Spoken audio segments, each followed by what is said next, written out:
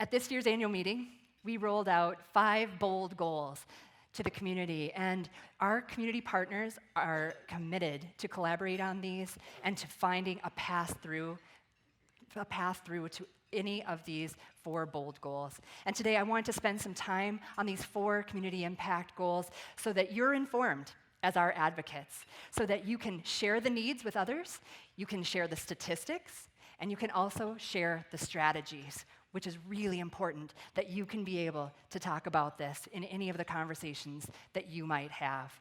Because we are a community, and we are collaborating. So bold goal number 1, we've got it listed in your program. It's page number 5 if you want to turn to it. It's important that you see this because why do we want to focus on reducing hunger and homelessness? Because in the last 10 years, homelessness has doubled in our community, and we shouldn't be okay with that. 57% of the households in North Dakota that are going to the food bank are saying that they are choosing between food and medical care, and that's not okay. Our strategy is to focus on 4 bold areas that you see on the screen now, and also it's in your program. And we are working on these 4 areas with 21 community partners. Those community partners are also on the screen right now. They are in your program, so you can take them with you. And at this point in time, I would ask that the leaders and the program directors that are here, would you please rise so that we can recognize you for your dedication and work towards bold goal 1.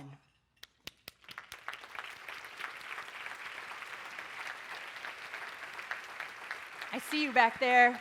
That's awesome. According to the Wilder study that came out just before the Wilder study that's coming out or just coming out today or tomorrow, according to that previous one, which the numbers will be close, I can guarantee, that at any point in time, at any night, we have 874 homeless individuals, families, and children that are in our community. And we have 5 very caring shelters that are working in this community, and they care deeply about providing that emergency support for families and individuals. But together, there's only 367 beds. You saw a success story today on the video with Ken, and Ken is here with us today. Ken became homeless because his apartment was sold and he had to move out, and it gave him a need that he had to have some emergency shelter. And during that time, he suffered some seizures and some other medical issues that were really challenging. And so after waiting a period of time, the good news is he was able to be in the Churches United shelter, and that was a very, very positive experience for him. And Ken said that now that he's on his feet, it's really important for him to come back and to help and to serve. And you saw him in the video. He comes back nearly every day because he wants to give back and he wants to provide that same hand up to those in need. And so when we asked him for some advice, Ken said, don't let anyone or anything distract you from your goals. He said, no matter the hard times, you can do it. And I think that is awesome advice, Ken. Ken's here today. Can we just encourage him? Do you want to stand up, Ken? Thank you.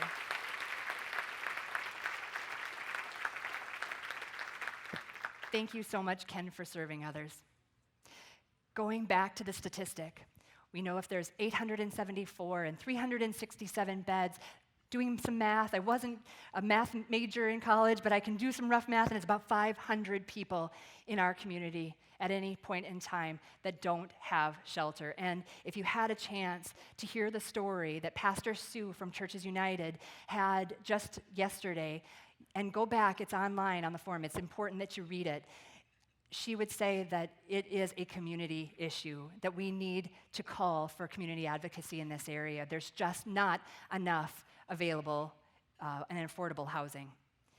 This challenge that we have, that we feel very strongly about to help those 500, we want to look at those families and those individuals, and we want to get them housed faster. We don't want them to have to wait, and we want them to have longer periods of time where they have a home. And so We are working on the Housing First Housing Navigation Program. And I know that we rolled that out. Tom did an awesome job of rolling that out at the annual meeting. And I want you to know we're making progress on that. We brought 14 of our community partners together, and we're focusing that attention and those resources on the most chronically homeless, the cases that are the hardest to find housing for. We know that that population often represents the greatest usage of our community's resources in the area of law enforcement, EMT visits, and emergency room visits as well. And when it's calculated, it is clear that in doing nothing costs exceedingly more than doing something like Housing First, which has worked in other parts of the country and other parts in Canada, and we can bring that innovative idea here, and we can implement that together. This collaborative, like I said, has been successful. We just started in April. We hired 3 housing navigators. You got to see Ashley on the video. You got to see her. And she's one of the 3. And we are housing families. We are housing individuals. And the system is working. And we can't wait to tell you more about it at next year's annual meeting. So you have to make sure that you come back to that because we are excited to share those success stories. But again, I go back and I echo our community partner, Pastor Sue, in that we need to know that this is not just a shelter issue. This is a community issue that we can absolutely come together around, and we can make a difference together. Jan Eliason is the executive director from the Gladys Ray Shelter, and if you have met her, you know she is an angel walking on earth. She is amazing, and she cares deeply for our community. She has seen people die on the streets in Fargo. It happens. And she is passionate about making sure that we can help those that are the toughest to house. She said, she gave a really big compliment. She said that this Housing First program would not be working today if United Way hadn't been a part of that. And the only reason, not to take credit for it, the only reason I mention it today is to pass the compliment on to you guys, because you are investors, you made that happen. You're a part of that work, and I congratulate you for doing what you're doing in changing lives in this area. It's impressive. Hunger is another big issue in our community, and we know that each year about 1,400, a little over 1,400 children are part of the backpack program. They're across 25 schools across our community. They receive these backpacks on Friday so they can take them home and they can share them with their family. But we know that hunger doesn't end when school is done. And so it's really important that you know that we have a summer feeding program and that you got to see the stories of Erica and you got to see the stories of Jenna. And they are adorable, and they come to the park, to the Village West Park, nearly every day to receive food for lunch because their family just needs a hand up. And so Christina had an opportunity to be there while we were filming the video, and she was talking actually to their mom, and their mom just wanted you to know, she wanted to pass along this thank you. She said, "You have made a difference for us. Thank you. Will you please tell those people that care about this that we appreciate them?" We said, absolutely. We will absolutely pass that on. It absolutely makes a difference. This is where the park is, where Erica and Jenna come to receive those meals during the summer. And many of us drive past, and we don't necessarily even see it. And that's why it's so important that we do look for the needs and that we challenge others to look for the needs in our community. And we appreciate getting to work with great partners like the Great Plains Food Bank. They're doing some great work, and young leaders like Jenna that are absolutely making a difference day in and day out for those families in need. Okay, bold goal number 2. Why is this so important that children are prepared to succeed? Because I will tell you that a child's long-term quality of life can be directly traced to those first few years of life. And I will tell you that high-quality education equates to higher graduation rates, reduced crime, and increased earnings and better jobs. We know from a study that's been done that every dollar that's invested in preparing children to succeed comes back at a rate of 7 to 10%. So it's a great return on your investment in this community. Our strategy is to focus on 4 areas, which you see on screen, and also you see that in your program. And we are working with you to develop our future workforce as well as our future community. And so you will see that on the screen, you'll see our partners that we are collaborating with in this area. They're in your program, and we'd like to ask those partners that are here today if they could stand so that we can recognize you for your dedication and your work to Bold Goal 2. Please stand.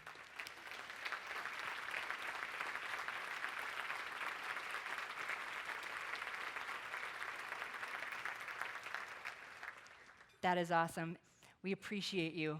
Education is the key to breaking the cycle of poverty. Yesterday, we had an opportunity to be a part of Eggs and Issues. The Chamber did a fabulous event. We had our 3 superintendents there talking about how much they care about the kids in our community, and we are so fortunate to have leaders that is their one and only mission, is to help kids succeed. We know that there are 6,000 children in our community that are living in poverty. And just for a point of reference, it's important for you to know that 25% of a child's waking hours are spent in school. So it's so important that we have quality programming, that we can come around these kids and we can provide those additional programming opportunities so that they can be prepared to be successful in school. Mentorship is a key factor. Mentorship was a game changer for me personally, and I am so grateful for those opportunities that I've had. But you got to see the stories of Angelina and Shaylee, and you can see their faces. You can see that mutual respect that has been built together over 4 years of working together through the Upward Bound tutoring program. And there is no doubt in Angelina's mind that Shaylee has been instrumental in making sure that she was able to walk across that stage and receive her high school diploma and get ready for what's next in her life as she prepares to have an opportunity to enter into the workforce as well. You can see the pride on Angelina's face, and you were part of making that happen. Another really exciting program is the school supply drive. And I have to say thank you to the over 500 volunteers that raised their hand and said, we want to be a part of this because it matters. And so we had over 500 volunteers. We had over 90 companies that were part of this year's school supply drive, and we couldn't have done it without you. We were able together to pack over 5,800 backpacks for kids in our community, and it is awesome. I had an opportunity to talk to the Moorhead High School, actually all of their educators. They had their kickoff, and Dr. Kovash was kind enough to invite me to come in and talk a little bit about our partnership and why United Way and the community cares about them. And when I talked about the backpacks and the school supplies, I have to tell you that the auditorium erupted in applause. And I have to pass that on to you because you made that happen. Our teachers appreciate you. They do so much. They want to be there for the kids. They really appreciate that you bring those school supplies and together and make that connection. We know it's not just elementary school students. We know that it's also middle school and high school students that need these resources as well. And we know that when they have that opportunity to go to school and they're prepared, you didn't just pack pencils and pens and folders in those backpacks. You truly packed confidence so that they can walk in and be ready on that first day. And so I thank you for that. Bold Goal 3, helping people be independent. Why is this so important for us as a community? It's important because we know that it's cost-effective to help seniors live in their own homes independently for longer periods of time. We know that behavioral health, it is crucial to be able to diagnose and treat behavioral health issues as soon as possible, especially with kids, because half of all chronic mental illness is actually begins before the age of 14. We want to invest in this early. And so we are, with this strategy for Bold Goal 3, we have 4 strategic areas that we're investing in with the help of 20 community partners. You can see in the programs their names, but I just want you to look up here and see their names on screen. And if they are in the audience today, I want them to stand so we can recognize you for your dedication and your work toward Bold Goal 3.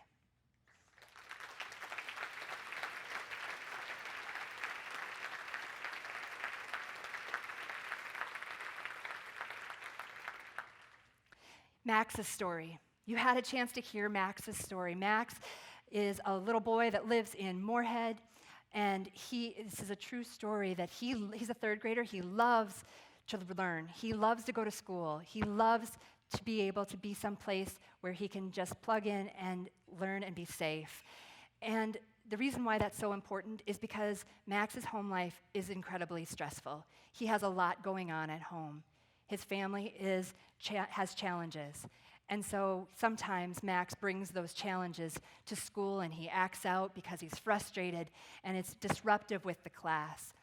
And so in Moorhead, we've been able to work with with Solutions Behavioral Health Care with their Incredible Years program. And that program puts on-site resources in the hands of these educators because it's important that Max is learning. It's important that he's being a good student alongside his other students in his class, his classmates, but also for his teacher and also for his parents and his parents' employers, because we ask our partners to track their metrics and measure their outputs. We can tell you that there has been a 70% reduction in parents leaving their work because of child bad behavior or behavioral issues.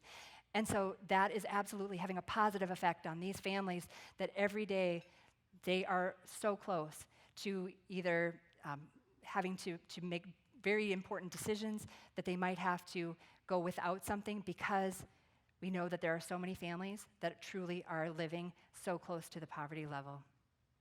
Which leads us to bold goal number 4, lifting people out of poverty. Why is this important? Because we have 27,000 people in Cass and Clay counties that are living in poverty. The federal definition of poverty is a family of 4 that is living on less than $25,000 per year. And we know that there are a lot of families that are truly on the bubble. But I tell you that it is possible to break the cycle of poverty. And our strategy is to focus on 5 areas with 8 community partners. And you can see their names on the screen, and you can see them in the program. And I would ask if they are here today, if they would please stand so we can recognize them for their dedication and work to Bold Goal 4.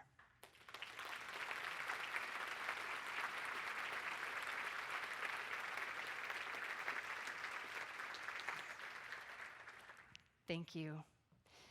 So today you had a chance to hear the story of Andrea and her son Mason. And what's so important is because Andrea was at a very important crossroad. She knew that she did not have the skills to go back to get a job that would give her a living wage. And so she wanted to go back to college. She wanted to go to MSUM. And she wanted to be able then to make sure that someone was there to make sure they took care of her children. And so it was a really important choice. And so because of being able for United Way partners and investors, we were able to make investments in quality childcare at Seneca, where her sons were able to go and to have quality education.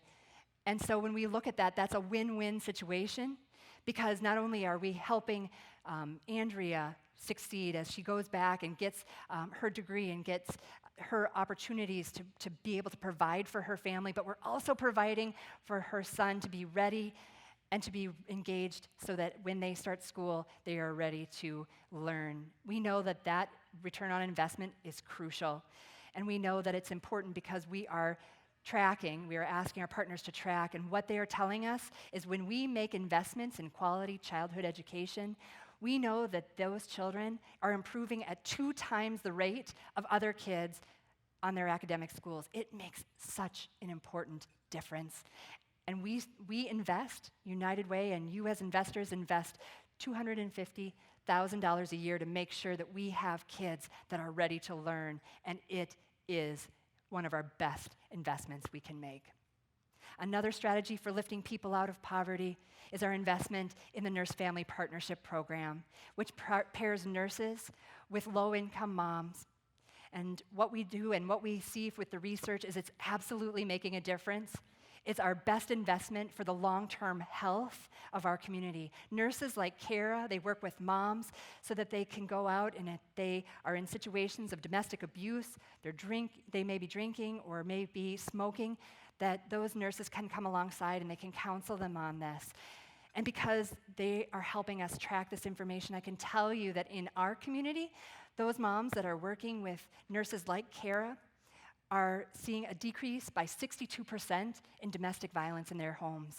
And we are seeing a decrease in alcohol use and a decrease in smoking, which is so crucial because one fact that I can share with you and something to think about is that an estimate puts the total associated costs for a child that's born with fetal alcohol syndrome to be at over the long-term cost of their lifetime to be over $800,000. We can have the most effective way of preventing these issues by working together and investing in really important programs like what you have seen and all of the programs that we just talked about. It's so important for you to have these stats. It's so important for you to have these stories because we ask you to take them with you. And in order to move the needle, folks, we are absolutely going to have to work together. These seem like overwhelming issues sometimes, but together we can absolutely make a difference. We can absolutely change the future of our community. We have to continue to invest, though. We need to invest in innovative strategies. We need to measure our results and continue to work collaboratively, and that means you. Get plugged in. You have skills, you have knowledge, you have resources that are valuable. You make a difference, and we must be bold.